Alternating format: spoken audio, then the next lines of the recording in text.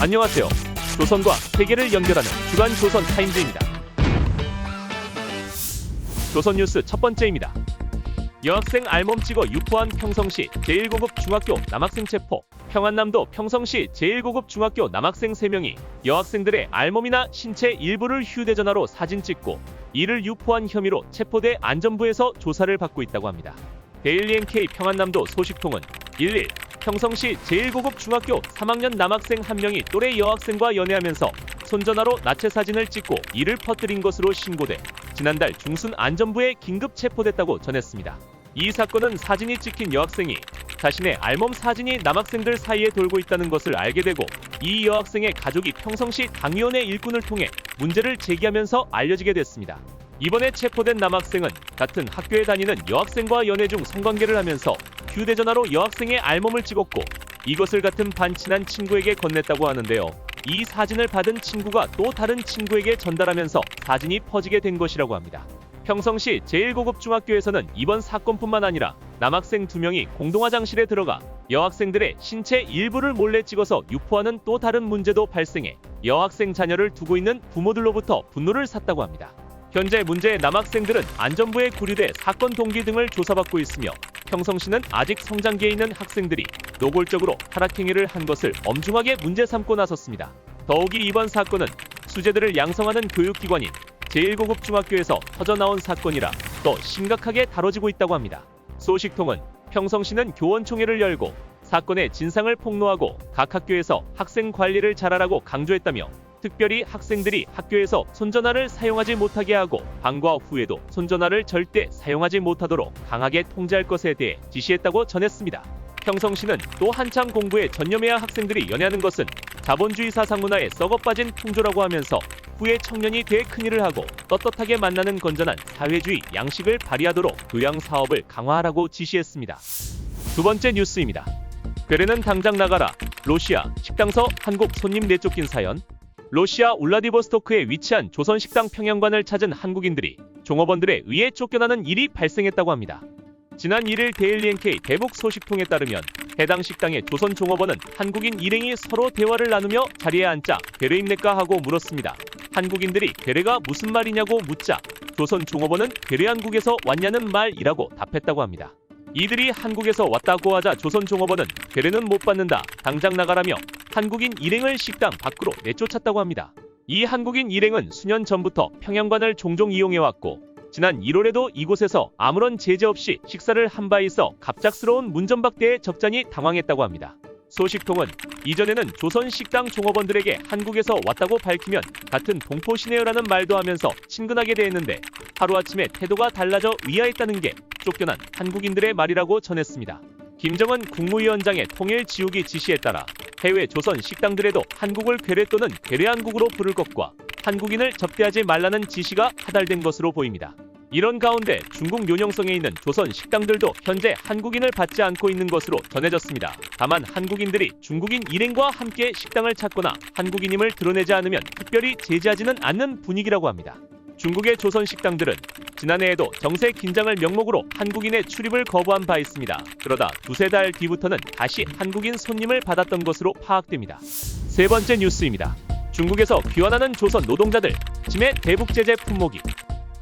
최근 중국에 있는 조선 무역일꾼들이 본국에 보내야 하는 물품을 귀환하는 자국 노동자들의 개인 짐과 함께 밀반출하고 있다고 데일리 NK가 지난 28일 보도했습니다.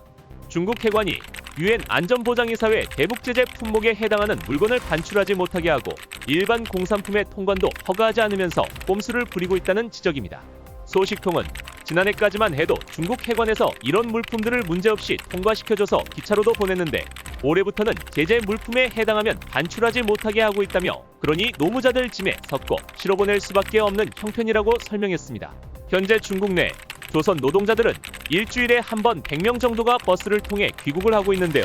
이들이 조선으로 가지고 나갈 수 있는 개인 짐의 크기는 최대 1세제곱미터가량입니다. 무역일꾼들은 노동자들의 개인 짐에 고가의 옷, 신발, 가방 등의 의류 잡화와 노트북과 같은 전자제품 등을 실어 보내고 있는 것으로 알려졌습니다.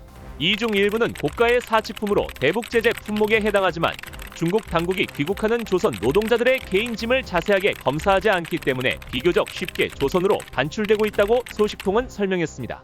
노동자들을 관리하는 조선 회사에서는 짐에 물품을 실어주는 조건으로 무역일꾼들로부터 짐 가방 한 개당 700에서 1000위안 가량의 돈을 받고 있다고 합니다.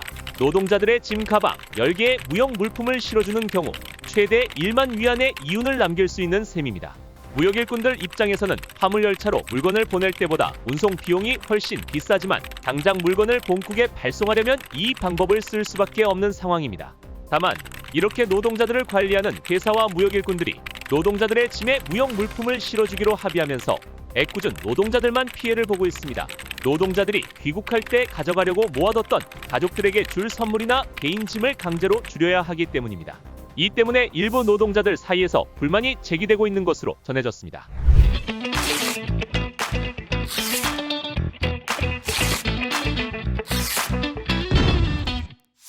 세계 뉴스 첫 번째입니다. 러시아 침략 전쟁에 무기 지원한 조선의 책임 물어야. 조선과 러시아의 불법 무기 거래를 막게 하기 위한 국제사회의 협력이 강화되고 있습니다. 토니 블링컨 미 국무장관이 지난 2일 파리에서 스테판 세주르네 프랑스 외무장관과 우크라이나 전쟁 등 국제 현안을 논의하며 조선이 러시아에 무기를 공급하는 문제를 지적했습니다. 블링컨 장관은 이날 회담 뒤 열린 공동기자회견에서 이란, 조선, 중국 등으로부터 러시아 전쟁 기계와 방위산업 기반의 연료가 되는 무기와 물자가 이전되는 것을 막기 위해 우리는 매일 노력하고 있다고 말했습니다.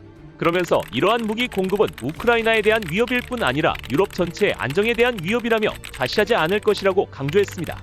영국 정부에서도 러시아의 우크라이나 침략 전쟁에 무기를 제공한 조선에 책임을 묻겠다는 목소리가 나왔습니다. 앤마리 트레빌리안 영국 외무부 인도태평양 담당 국무상은 2일 대정부 서면 질문 답변을 통해 이러한 무기의 이전은 우크라이나 국민의 고통을 가중시키고 러시아의 침략 전쟁을 지원하며 전 세계 비확산 체제를 약화시킨다고 지적했습니다. 트레빌리안 국무상은 영국은 50개국 외무장관들이 지난 1월 9일 공동성명에서 밝힌 바와 같이 조선의 수출과 러시아의 조선제 탄도미사일 조달 그리고 최근 우크라이나 공격에 조선이 제공한 미사일을 사용하기로 한 러시아의 결정을 강력히 규탄한다고 밝혔습니다. 이 외에도 한국 정부는 조선과 러시아 간 군수물자 운송, 조선 노동자 테러 송출 등에 관여한 러시아 선박, 기관, 개인 여럿을 독자 제재 대상에 올린다고 2일 발표했습니다. 러시아 국적, 선박, 기관, 개인만을 대상으로 한 독자 제재를 한국 정부가 발표한 것은 처음입니다. 유엔 안전보장이사회 결의는 모든 유엔 회원국의 조선과 무기거래 등 군사협력을 금지토록 하며 자국 내 조선 노동자를 조선으로 송환토록 하고 있습니다. 한국 외교부는 러시아가 조선에 테러 무기 수출에 대해 제공하는 대가가 안보리 결의를 위반하거나 우리 안보를 위협할 가능성도 예의주시하고 있으며 필요시 추가 조치를 계속 검토할 것이라고도 예고했습니다. 두 번째 뉴스입니다. 대만 25년 만에 대형 강진, 중국도 구호 지원 의사 밝혀. 지난 3일 대만 북동부 화롄에서 남동쪽으로 약 25km 떨어진 곳에서 규모 7.2의 강진이 발생했습니다. 1999년 9월 21일 중부 난토우현에서 규모 7.3의 강진이 발생한 이후 25년 만에 가장 강력한 규모입니다. 대만 기상청 등에 따르면 이날 오전 7시 58분 화롄 일대에서 발생한 강진은 수도 타이베이, 인근 신베이, 중부 타오위안 등 대만 전역은 물론 바다 건너 중국 남서부 푸젠성에서도 진동이 감지될 정도로 강한 위력을 발휘했습니다. 대만은 물론 일본 오키나와와 필리핀 해안에도 한때 쓰나미 경보가 발령됐으나 큰 피해는 없었습니다. 4일 오전 현재 대만 당국이 집계한 인명피해 규모는 대만 전역에서 사망자 10명, 부상자 1천여 명 등입니다. 구조 작업이 진행되고 있어 속단하기는 이르지만 원자폭탄 32개가 한꺼번에 터질 때와 맞먹는 지진 파괴력에 비해 인명피해는 우려했던 것보다 적었다는 평가가 나오고 있습니다. 외신들은 지진을 자주 겪는 대만이 내진 설계 등 지진에 잘 대비해왔기 때문에 인명피해를 줄일 수 있었다는 분석을 내놨습니다. 한편 정치적 긴장 관계에 있는 중국은 즉각 구호 지원 의사를 밝혔습니다. 대만 업무를 담당하는 중국 국무원 대만 사무판 공실은 대변인 명의 성명에서 본토는 지진 피해를 입은 대만 동포에게 애도를 표한다. 필요한 지원을 제공할 용의가 있다고 밝혔습니다. 지금까지 한 주간의 세계와 조선의 소식을 전해드리는 주간 조선 타임즈였습니다. 다음 주에도 알찬 소식으로 찾아뵙겠습니다. 감사합니다.